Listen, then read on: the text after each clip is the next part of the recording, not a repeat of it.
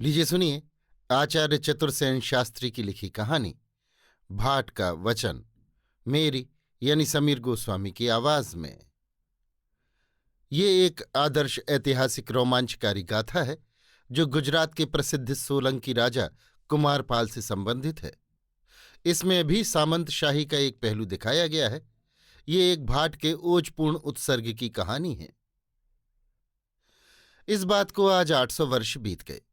उन दिनों गुजरात पर सोलंकी राजा कुमारपाल राज्य कर रहा था। सोलंकियों ने लगभग 300 वर्ष गुजरात पर राज्य किया। उनका राज्यकाल गुजरात के इतिहास में स्वर्ण युग कहलाता था। सिद्धराज जयसिंह के मरने पर 50 वर्ष से भी बड़ी आयु में कुमारपाल गुजरात की गद्दी पर बैठा। सिद्धराज महाप्रतापी राजा था, पर वो अपुत्र मरा। कुमारपाल उसके खानदानी भाई का पोता था। सिद्धराज उससे प्रसन्न न था। अपने राज्यकाल में उसने जब ये सुना कि कुमारपाल ही उसका उत्तराधिकारी होगा, तो उसने चिढ़कर कुमारपाल को जान से मरवा डालने के बड़े बड़े प्रयत्न किए और कुमारपाल बहुत दिन तक छद्म वेश में देश विदेश में ठोकरें खाता फिरा। कुमारपाल ही गुजरात का राजा होगा, इस बात की भविष्यवाणी एक जैन यति हेमचंद्र ने की थी। कुमारपाल ने राजा होकर हेमचंद्र को अपना गुरु बना लिया और उसके इतना अधीन हुआ कि लोग उसे जैनी कहने लगे। यों सोलंकी राजाओं के इष्टदेव भगवान सोमनाथ थे। वे परम माहेश्वर कहलाते थे। कुमारपाल का शैवों पर यद्यपि उदार भाव रहा, परंतु जैन धर्म पर उसकी ऐसी आस्था बढ़ी कि राज्य के नियमों की भी परवाह न कर उसने जैनों के साथ भारी भारी रियायतें कर डाली। उसने जैन श्रावकों का करोड़ों रुपयों का आयकर माफ कर दिया। अनेक जैन उपाश्रय बनवाए। जैन धर्मों की अनेक वृत्तियां नियत की। जैन यतियों का भरे दरबार में स्वागत होने लगा। अनेक जैन मंदिरों की उसने स्थापना की। हेमचंद्र बड़े भारी पंडित थे। वे तांत्रिक और यंत्रशास्त्री भी थे। उन्हें कलिकाल सर्वज्ञ कहा जाता है। उन्होंने अनेक ग्रंथ लिखे। उनके प्रभाव से गुजरात की राजधानी पाटन संपूर्ण भारत में विद्या का केंद्र हो गई। जैन ग्रंथकारों ने कुमारपाल पर बहुत ग्रंथ रचे। उन्होंने अपनी प्रशस्तियों से कुमारपाल का यश दिग्दिगांत में फैला दिया। परंतु राजा पर जैनों का ये प्रभाव और पाटन में उनकी सत्ता का प्रभुत्व उनके भाई बंधुओं को रुचा नहीं। उन्होंने उनके तथा राजा के विरुद्ध बड़ा भारी षड्यंत्र संगठित कर डाला और वो विद्रोह के रूप में फूट निकला। एक बात और थी, पाटन के सोलंकी राजा शैव थे, परंतु प्रधानमंत्री परंपरा से जैन होते आ रहे थे। कुमारपाल का प्रधानमंत्री उदय मेहता था। वो बड़ा भारी राजनीतिक पंडित और अर्थशास्त्री था। बहुत बार उसने आड़े समय में पाटन की प्रतिष्ठा बचाई थी। इस प्रकार इधर जैन गुरु और उधर जैन मंत्री, इन दोनों प्रबल पुरुषों के सहयोग से पाटन सोलंकियों का नहीं, जैनों का ही राज्य प्रतीत होता था। फिर पाटन में जैन सेठों के भी बहुत घराने थे। उनके लाखों करोड़ों के कारोबार संसार के देश देश में फैले थे। वे सब करोड़पति अरबाधिपति सेठ जैन ही थे। राजा जैनों के प्रभाव में था। अपने गुरु के विपरीत वो कुछ नहीं सुनना चाहता था। राज्य सूत्र जैन मंत्री के हाथ में था। व्यापार में भी उन्हीं का बोलबाला था।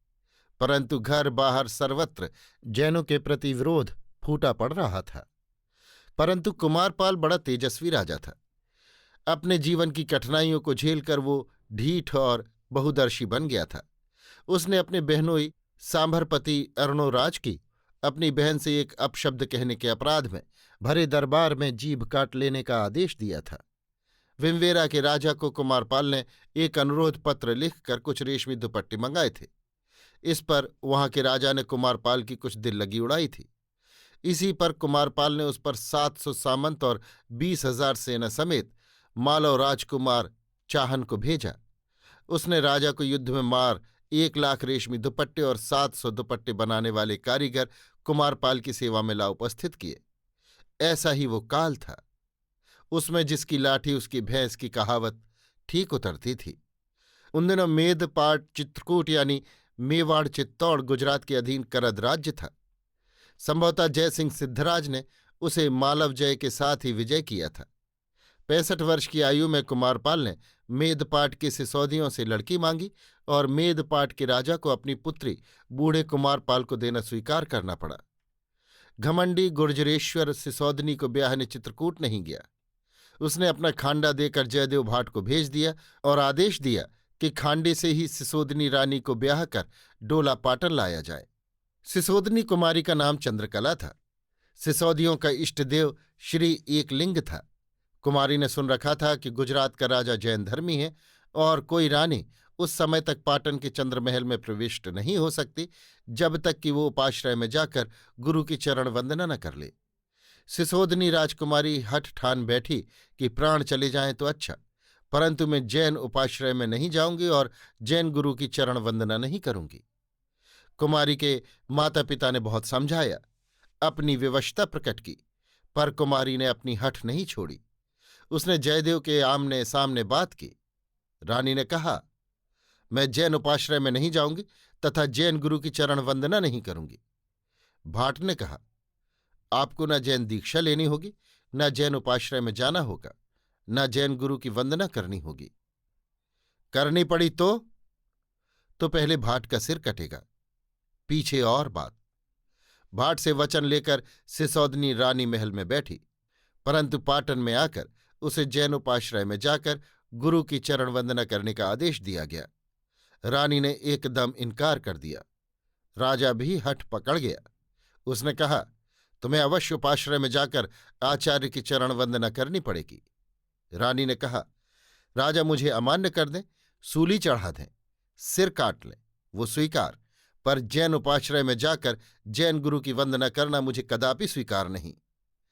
राजा ने कहा, पाटन में ये हठ न चलेगा। रानी ने कहा, ये हठ नहीं, मेरा निश्चय है, अटल व्रत है, परंतु ये मेरी आज्ञा है। मैं भाट से वचन लेकर आई हूं, उससे करार करके महल में बैठी हूं। राजा ने जयदेव भाट को बुला भेजा। भाट के आने पर लज्जा त्याग रानी सामने आ खड़ी हुई। उसने सतेज स्वर में कहा, बाबा जी, आपके गुजरात में इसी भांति वचन का पालन होता है? जयदेव ने राजा से कहा, महाराज, सिसोदनी करार करके आई हैं। कैसा करार? कि वो जैन उपाश्रय में नहीं जाएंगी, गुरुदेव की पदवंदना नहीं करेंगी। कुमारपाल क्रुद्ध हो गया। उसने कहा, यह नहीं हो सकता। यही होगा महाराज। क्यों होगा? मैं वचनों से बंधा हूं। पर तुझे ऐसी प्रतिज्ञा करने का अधिकार किसने दिया? आपने।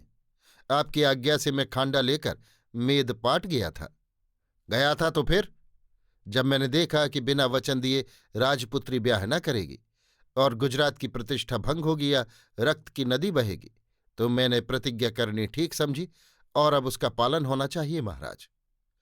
ये तूने अच्छा नहीं किया। आप जैसा समझें पृथ्वीनाथ, परंतु अब वचन पालन करना होगा। ये कदापि न हो सकेगा। रानी को गुरुदेव की पदवंदना करने उपाश्रय जाना होगा।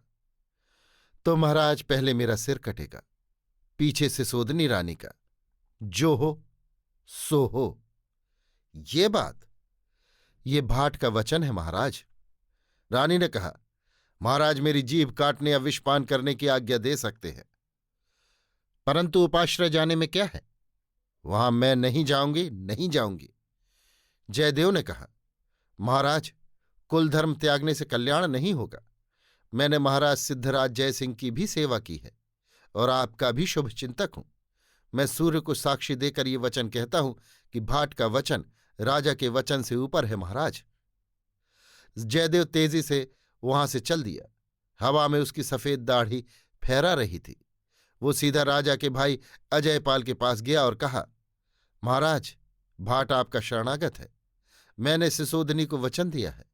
अब उस वचन, धर्म तथा सिसोदनी का प्राण, तीनों की रक्षा के लिए अपनी तलवार मुझे दीजिए। अजयपाल ने तलवार नंगी करके कहा, यह गुजरात की प्रतिष्ठा का प्रश्न है, ये तलवार उसकी रक्षक है। जयदेव ने अजयपाल की विरध गाई। अजयपाल और जयदेव ने परामर्श करके ये निर्णय किया कि सिसोदनी रानी को महल से निकालकर भाटों की संरक्षता में मेदपाट पहुंचा दिया जाए। अजयपाल की सहायता से रानी को महल से बाहर निकाल लिया गया और जयदेव के भाई बंद 200 भाट रानी के डोले को घेर कर तारों की छाह में पाटन से चल दिए। आगे आगे सांडनी पर सवार जयदेव भाट 2 तलवारें बांधे चला। उसके पीछे उसका बेटा घोड़े पर तलवार, कटारी, जमधर, तेगा बांधकर और उसके पीछे कुछ पैदल कुछ सवार भाट, किसी के हाथ में तलवार किसी के हाथ में लाठी, कोई घड़े दम निहत था। राजा ने सुना तो क्रोध से आग बबूला हो गया। वो स्वयं क्रोधोन्मत्त हो भाटों को और उस ढीठ क्षत्रिय बाला को अपनी अवज्ञा का दंड देने गुर्जर सैन्य लेकर पीछे दौड़ चला। अभी 10 कोस का मैदान भी न पार हो पाया था कि गुर्जर सैन्य ने रानी के डोले को धर दबाया। सारे भाट सिमटकर मरने मारने को तुल बैठे। जयदेव ने आगे आकर डोले का मुजरा किया और कहा, रानी, अब लाज शर्म का मौका नहीं है। डोले से बाहर आओ और सांडनी पर चढ़कर मेदपाट की राह पर दौड़ जाओ। ये सांडनी 60 योजन धावा करती है। मेरा बेटा तुम्हारी रक्षा में है और मैं अपने भाई बंदों के साथ गुर्जरेश्वर से लोहा लूंगा। उसने अपनी तलवार सूत ली। जयदेव ने ललकार लगाई, भाइयों, अब अनी का वक्त है। दुनिया देखे कि भाट का वचन बड़ा है या राजा का। भाटों ने हुंकार भरी, भाट का वचन, भाट का वचन। तो भाइयों, सब कोई सिर से कफन बांध लो। सब भाटों ने सिर से कफन बांध लिया और जिसके हाथ जो पड़ा लेकर मरने मारने को तैयार हो बैठा। सबके आगे नंगी तलवार दोनों हाथों में लिए जयदेव भाट था। गुर्जर सैन्य ने भाटों को देखते ही देखते घेर लिया। कहाँ अथाह समुद्र के समान गुर्जर सैन्य, कहाँ बूंद के बराबर भाट। चारों ओर तलवारें छा गईं। कटाकटी चली ही थी। किसी समय सिसोदनी रानी दोनों दलों के बीच आ खड़ी हुई। उसने एक हाथ ऊंचा करके सतेज स्वर में कहा, क्षण भर ठहरो, ये मैं एक लिंग के शरण चली। और रानी के हाथ की कटारी मूठ तक रानी के कलेजे में घुस गई।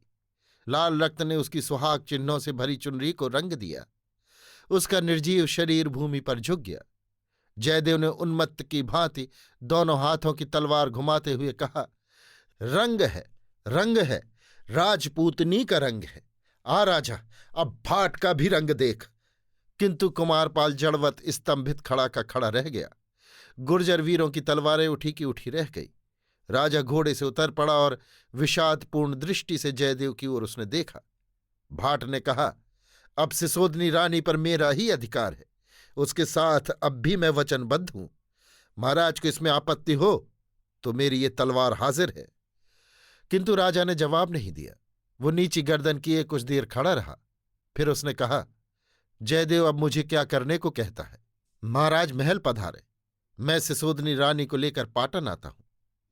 कुमारपाल विषण वदन पीछे पीछे लौट गया और भाटों ने सिसोदनी का शरीर कंधों पर उठा लिया। वे पाटन लौटे। पाटन के अंचल में महाचिता चुनी गई। भाट सब इस काम में जुट गए। जयदेव ने कहा, जहां जितना चंदन मिले उठा लाओ, जितना दुकानों में हो वो सब, जितना मकान महल में जहां लगा हो वो सब। राजा की 12 दरी चंदन के खंभों पर थी।